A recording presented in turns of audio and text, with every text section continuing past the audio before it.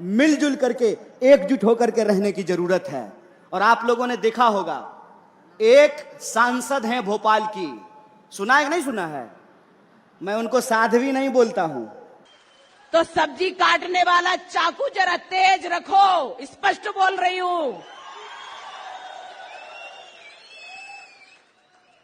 स्पष्ट बोल रही हूं कि हमारे घरों में भी सब्जी काटने के लिए हथियार तेज होना चाहिए। उन्होंने चाकू से हमारे हर्षा को गोदा था,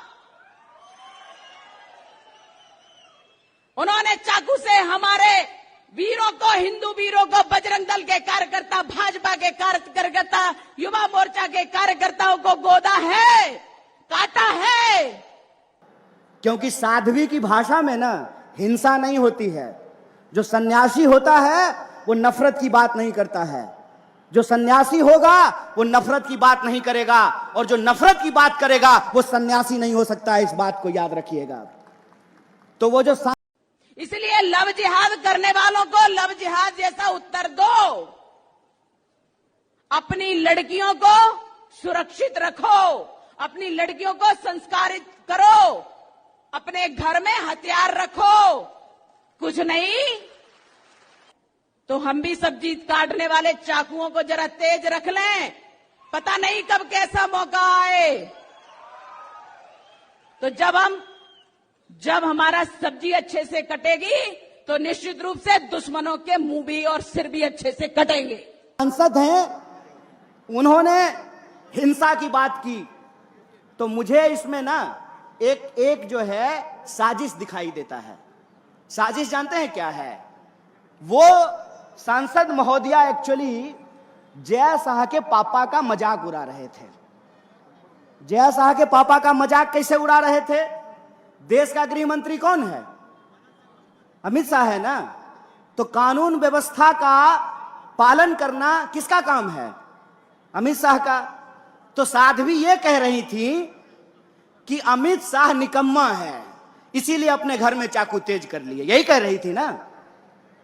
उस बयान का यह भी मतलब तो निकाला जा सकता है कि आप इस देश के बहुसंख्यकों को डरा रहे हैं और आप ये बता रहे हैं कि जय शाह का पप्पा किसी काम का नहीं है, इसीलिए अपने घर में चाकू तेज कर लीजिए।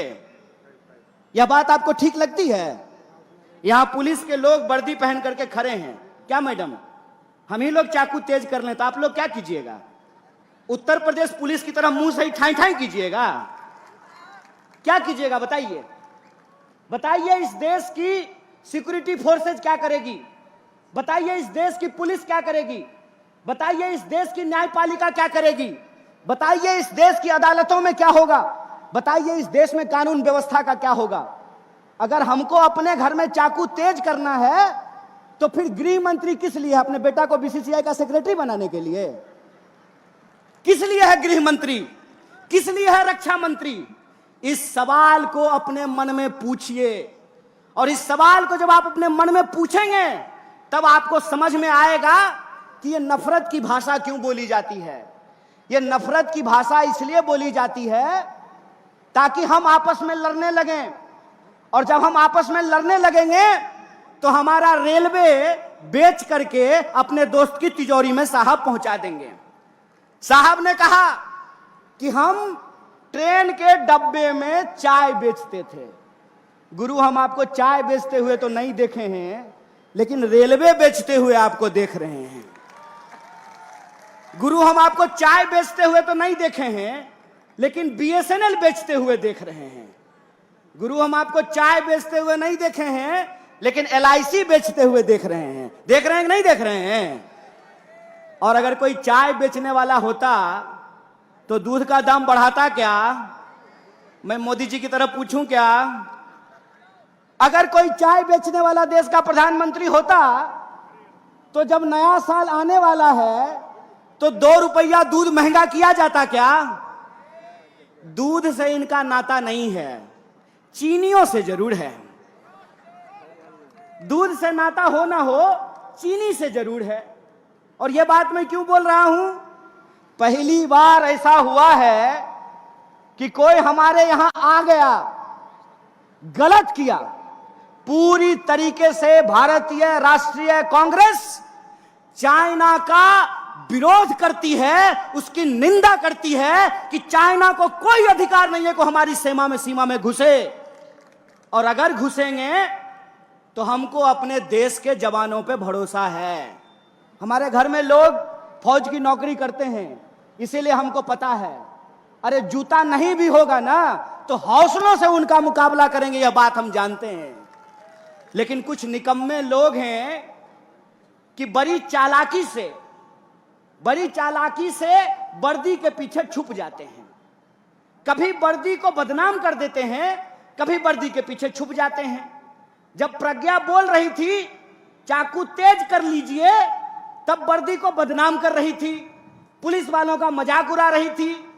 और जब सरकार से सवाल पूछा गया तो वर्दी के पीछे छुप गए। तो मैं उनसे कहना चाहता हूं कि विपक्ष होने के नाते हम सरकार से सवाल पूछते हैं, और सरकार से सवाल पूछना सेना का अपमान करना नहीं होता है। सरकार यह जवाब दे कि प्रधानमंत्री जब कहते हैं कि ना कोई आया था ना कोई आया है, तो हमारे जवान घायल कैसे हुए, इस सवाल का जवाब रक्षा मंत्री को देना चाहिए। दोस्तों, हम एक गंभीर परिस्थिति से गुजर रहे हैं, इसीलिए भारतीय राष्ट्रीय कांग्रेस जिस तरीके से मजबूत विपक्ष की भूमिका निभा रही है, हमारे एक एक कार्यकर्ताओं को इस देश के एक एक घर तक पहुंचना पड़ेगा। और जो हमारी विचारधारा है, वैष्णव जनते तेने कहिए पीड़ पड़ाई जाने दे। वैष्णव होने का मतलब होता है दूसरे के दुख दर्द में शामिल होना। और आज इस देश का दुख दर्द क्या है? दुख दर्द यह है कि जीएसटी और नोटबंदी के चलते इस देश के व्यापार को तबाह कर दिया गया है। दुख दर्द यह है कि 100 में से 45 लोग बेरोजगार होकर के घूम रहे हैं।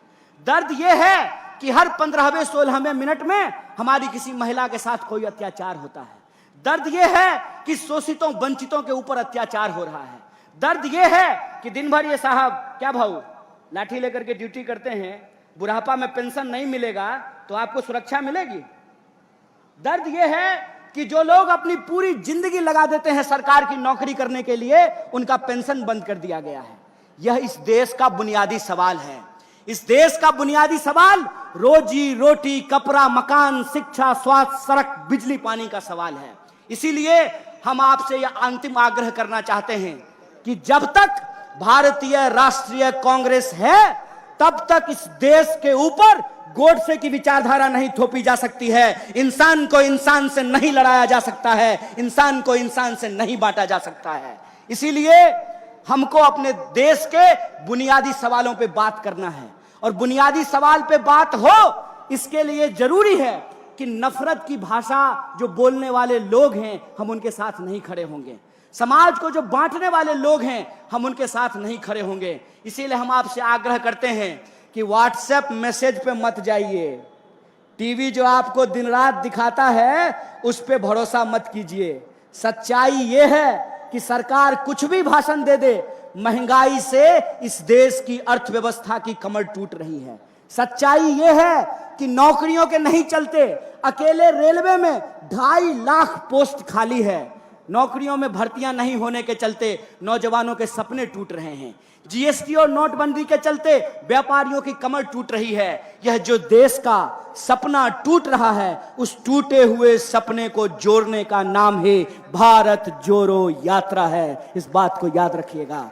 और यह भारत जोड़ो यात्रा अपने मुहिम में सफल होगा जब हम भारतीय राष्ट्रीय कांग्रेस के एक एक कार्यकर्ता, जो भारतीय राष्ट्रीय कांग्रेस ने हमको आजादी दिलाई है, उस आजादी को बचाने के लिए संघर्षरत रहते हैं। हमको ये याद रखना पड़ेगा कि डॉक्टर बाबा साहब भीमराव अंबेडकर ने हमको बराबरी का संविधान दिया है, और यह जो बराबरी का संविधान है, जब तक यह संविधान जिंदा रहेगा, तब तक हिंदू और मुसलमान को आपस में कोई लड़ा नहीं सकता है, इस देश को कोई मिटा नहीं सकता। इस बात को याद रखिएगा। इसीलिए संविधान की रक्षा करने के लिए भारतीय राष्ट्रीय कांग्रेस के विचारों को जनता के बीच में लेकर जाने के लिए, और जनता के जो सवाल हैं, रोजी रोटी, कपड़ा, मकान का सवाल, उस पर ईमानदारी से लड़ने के लिए मैं आप तमाम लोगों को बधाई देता हूं, शुक्रिया देता हूं और एक बार फिर से आप सब लोग पार्टी स्थापना दिवस में शामिल हुए, इसके लिए आपका बहुत बहुत धन्यवाद करके अपनी बात को खत्म करूंगा। शुक्रिया। इनकलाब जिंदाबाद। जय हिंद, जय महाराष्ट्र।